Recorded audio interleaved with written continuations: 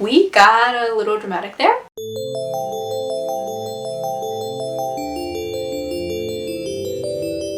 Hey guys, so today I am here to share with you some of my favorite underrated books. I feel like I haven't quite talked about books enough considering that I started this channel pretty much solely for my love of books, and then that kind of tapered out into more writing content and more of other kinds of content. But I wanted to get back to what is quintessentially the root of the BookTube community, and that is recommending favorites. Now, me as a reader, I'm typically the one who's behind on the trend and catching up with everyone else's underrated books, but I have 6 books here with me today that I think are totally being slept on. Like, these are books that are either kind of popular but not talked about enough, or just like people don't talk about them at all, and I don't get it because these are amazing books. So this is my recommendation to you guys. I have 6 books here, and if you guys are looking for a new book to read, I highly recommend picking up one of these. Now, the first book that I have to recommend to you guys is Sadie by Courtney. You've probably already seen this cover and heard of this book if you've been on the internet in like the past 2 years. It made pretty big waves as a standalone YA mystery novel that a lot of people were talking about. But people don't talk about this enough since its publication. If you're like me, a murderino, someone who loves true crime, who listens to true crime podcasts, who watches true crime TV shows, who watches just crime drama in general, you want to pick this up because half of this book is told in the format of a podcast. The premise is pretty simple. Sadie is a girl who has gone missing, and there's this podcaster who's trying to locate Sadie. The thing about Sadie's disappearance is that before she disappeared, her younger sister disappeared as well. We follow the podcaster as he tries to track down Sadie and her sister to figure out what happened to them because no one knows where they went. I think this is one of those books that gets put on a lot of people's TBR lists and they just haven't picked it up or are not super interested in it, but the writing is really excellent. It's really hard to write in script and to write in prose, and take it from someone who did journalism, who has done radio scripts before, it is hard to make that transition between script and just regular writing. But Courtney Summers does a fantastic job of putting this together and really balancing the story. The voice she uses as a podcaster and the voice that she uses for Sadie is completely different and super unique and super distinctive. I've also heard amazing things about this as an audiobook, so I do want to do a reread of this eventually, maybe this year, and listen to it instead because I would be really interested in seeing how this book comes across in the audio format as opposed to the written format, especially now that I'm already familiar with the story. Speaking of audiobooks, I have a great audiobook recommendation that I actually got from Kaz from Little Book Owl ages ago, and that is 172 Hours on the Moon by Johann Harstad. You've probably heard of this too because it was a pretty classic like sci-fi horror book that was talked about in BookTube. I want to say like 5 or 6 years ago. It was quite a while ago, and that's when I got the recommendation. I listened to it my sophomore year of college. That was about 3 years ago. And it is such a good audiobook experience. The basic story is that NASA has sent people up in a space shuttle to the moon, and something happened up on the moon. No one knows exactly what happened, but they want to do another test. They don't want to risk sending actual astronauts, so they put out this contest for a bunch of teenagers to become astronauts, get sent up there. The teenagers have no idea what's going on, but 3 of them come together and they become part of this program. They get trained, they go up into space, and stuff happens. Now, like I said, this is a sci-fi horror story. This was probably the first actual venture I made into the horror genre, and oh my goodness, it left me so unsettled that like I had trouble going to the bathroom by myself, and I just sucked it up and was like super quick about it for the basically like 3 days after I listened to this audiobook. Something about the way the story is written / told, it works really well in audio format. Being told the story and having to listen to everything that's going on makes everything so much creepier. And while I do want to eventually buy a physical copy and read it for myself, I think I might always prefer the audio version just because I felt like I got so much more of the atmosphere of the story and the setting because it was being told to me. Part of it is that there's a bit of a folklorian element to it, as in people are passing down stories of different things. No one really knows exactly what happened up on the moon or in the space shuttle, and there are all these rumors going around. So because of that, listening to it made a lot of sense, and I really enjoyed that reading experience. The other thing that I liked about the audiobook is that because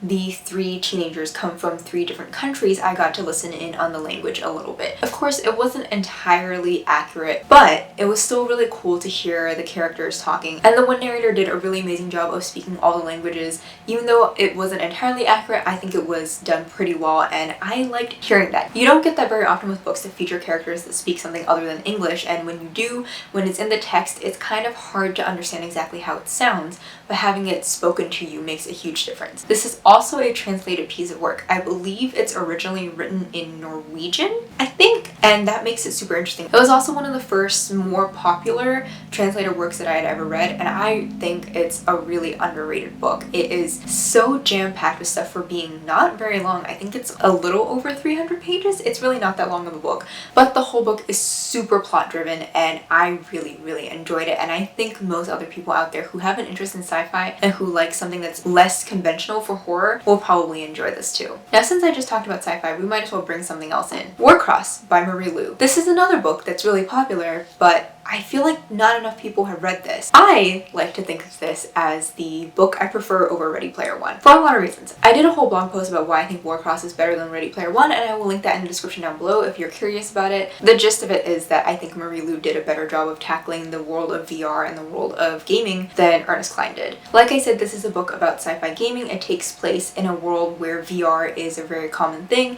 and there's this major game called Warcross. Our main character is Emeka Chen, and she is a bounty hunter by day but a hacker at night. One day, as she's trying to watch the big Warcross tournament, she accidentally hacks her way into the game and finds herself meeting the founder of Warcross. I feel like one of the reasons why this book isn't talked about as much is because Ready Player One exists, and that's already a huge book about VR gaming. It has the movies, it has the sequel, and Ernest Cline is pretty well established as an author for that. However, if you're looking for something that actually explains VR in a way that doesn't make you feel dumb, which is what I kind of got with Ready Player One, Warcross does an amazing job of explaining the technology in a way that you really understand. Marie Lu has actually had experience working in the video game industry. She was part of Disney's team for some of their video games, and she was a concept artist. She also met her husband there, and she worked on one of the really popular Spider-Man games. I don't remember exactly which one, but I know that she worked on one of them. And through that experience, you can really see how she explains the technology that goes into building such an immersive game. I think that experience really comes across when she talks about gaming and when the characters talk about gaming too, because you can see how much she understands and how much they understand. It comes across as a little bit nerdy, but in a really good and fun and enjoyable way.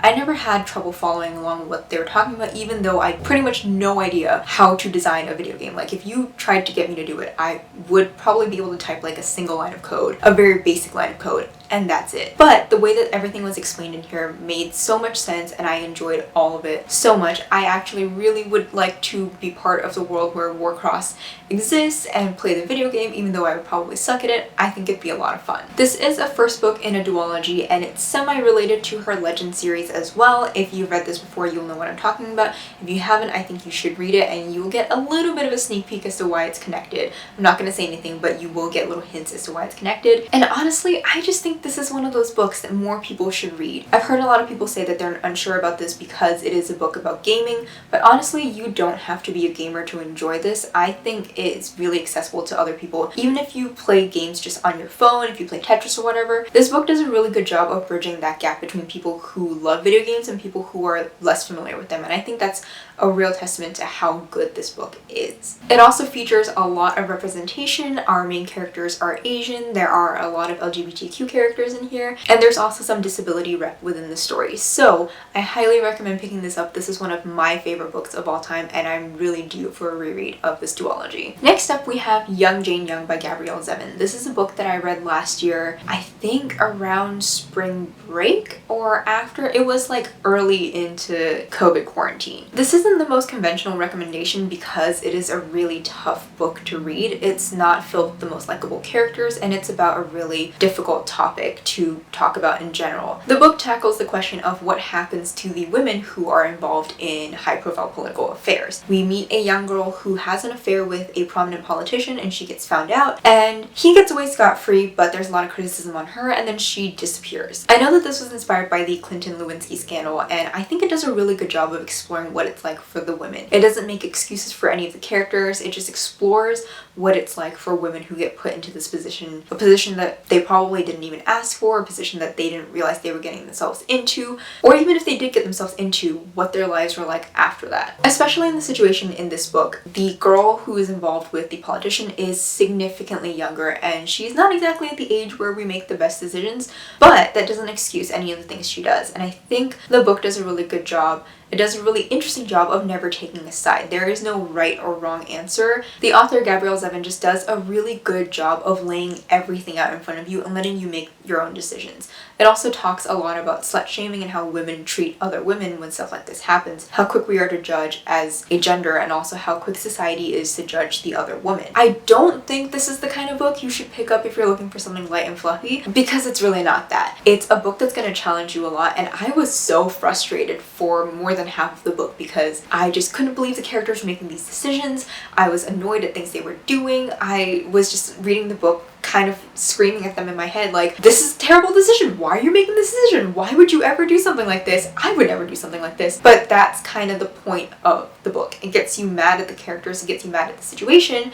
all in order to make you challenge yourself and how you view and think of situations like this. And as a woman, oh man, was I challenged after reading this, because while I can safely say that I would never make a decision like that, I have understood a lot more about what these women go through when they're involved in something as big as this. I recommended this to my best friend after I'd read it, and she read it pretty quickly too, and then we had like a 4-hour conversation about women and gender and slut shaming and like the power dynamic and all these different things, really good things. And this is a book that I still think about a lot because I was so challenged, and I know I keep using that word, but I really was challenged, pushed to think about these situations in a completely different light, in a way that I never would have before. So I think it's worth the read. Whether you are a man or a woman, I think this is something that will be really thought-provoking, and I can understand why it would be something you'd be bored of or annoyed by or would want to maybe DNF. But if you push through it, I think you'll find that you have a lot more to think about and a lot more to say about the subject than you realize. I will say this is probably a harder book for guys to read, but that doesn't mean you shouldn't read this. I think it's more important for men to understand